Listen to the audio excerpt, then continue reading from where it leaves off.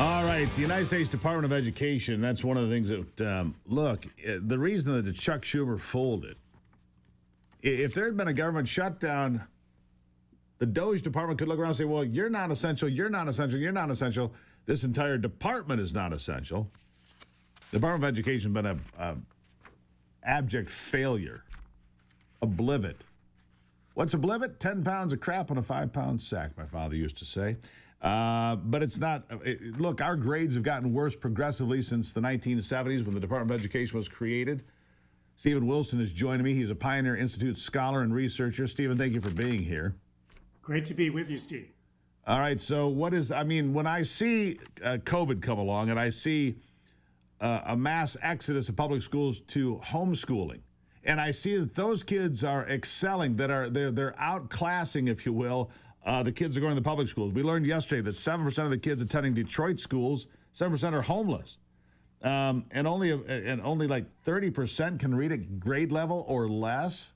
It's just, and that's just one example from yesterday. These headlines I could find all day long. We need a solution to America's education crisis. We need to get rid of all this woke ideology and do reading, writing, and arithmetic. My mother was a school teacher, 5th grade. Look, she was pretty down to the basics. Her kids have done well, the kids that went through her class.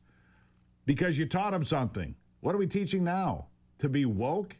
I mean, what seriously, how do we fix this mess?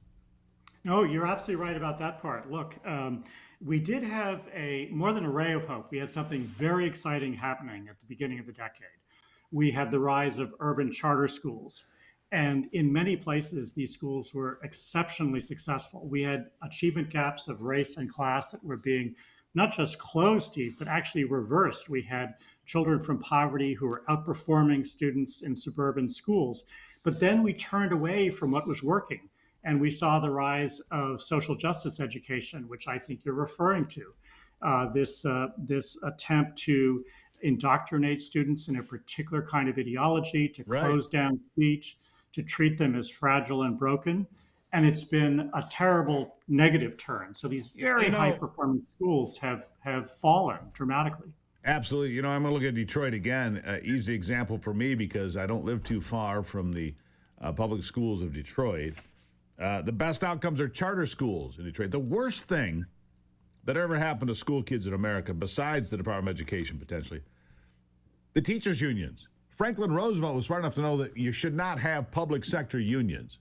The teachers' union has been the most damaging thing to kids. Look, they care about the union. I've listened to these people talk, Randy Weingarten and others. They talk about the union and protecting teachers and this and that. They almost never mention students when they're talking about education in America. You might remember, Steve, when Al Shanker, the head of the union back in the 70s and 80s, said, we don't pretend otherwise. We don't represent kids. We represent teachers. So you're right. The union has not been a force for the positive. That's a fact. And the great thing about charters is that they create the conditions under which principals can lead effective schools. They can do what we can do in every other sector of society. They can look for the best teachers and they can let go of the worst. They can create new job descriptions, new roles, new responsibilities, and they can hold people accountable for the actual results that they're obtaining for kids and for parents. And that's why the charter sector is so important and why we need to return to it and we need to grow it. And right now, what is happening is that it is at risk because we have allowed this ideology to permeate these high-performing schools. So there's work to rebuild the successes. And let me just say that the schools and networks, the charter schools and networks that didn't let the door open to this kind of stuff have remained very high-performing, incredible results. 80, 90% of students on task to career in college, as opposed to maybe 50 or 30%. So classical education, yes, as it's called by some, it works. You don't have to reinvent how you teach math. They don't even teach phonics in school anymore. My mother was big into literacy. When I was a kid, people have heard me say this. I'd get up during summer vacation, there'd be some kid in my house that I don't know, and she's sitting there teaching them to read. She never charged a nickel for that. I said, why do you do that? She goes, because it changes people's lives. If they can't read, they have no future. If they can read, they have a future. And there's a place where I think we have made progress. There is a return to phonics instruction in most states. This is an incredible success, but the next step is a return to knowledge. The idea that we can teach reading comprehension without creating a base of knowledge across the disciplines is crazy. You can't understand a text unless you have a whole background of knowledge from which to make sense of it. That's the next big fight, is a knowledge building liberal arts community education for all students. We have to return to the basics, as you said, of history and civics, literature, math, and science, so that kids can get ahead in the world.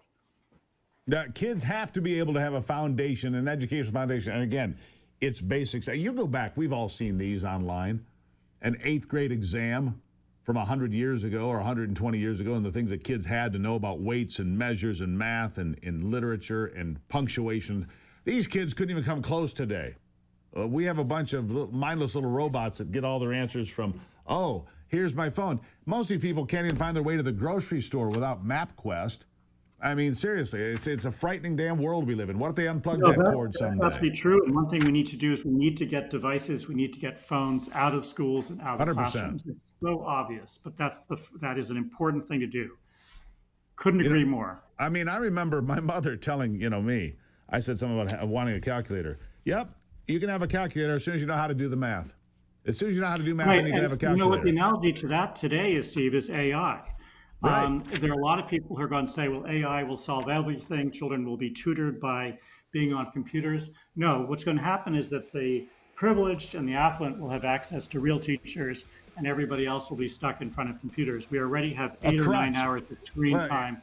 We don't need more of that. When the electricity fails, you have a complete collapse of society because people can't do anything on their own. Stephen, we could talk on for a few hours. You come back anytime. Stephen All right, Wilson. thank you. Great to be with you. Pioneer Institute scholar researcher. Thank you so much. Greatly appreciate it. There's an educational crisis in America. It can be fixed. All it takes is common sense. Teach people a little something, would you please? It's the Steve Gruber Show.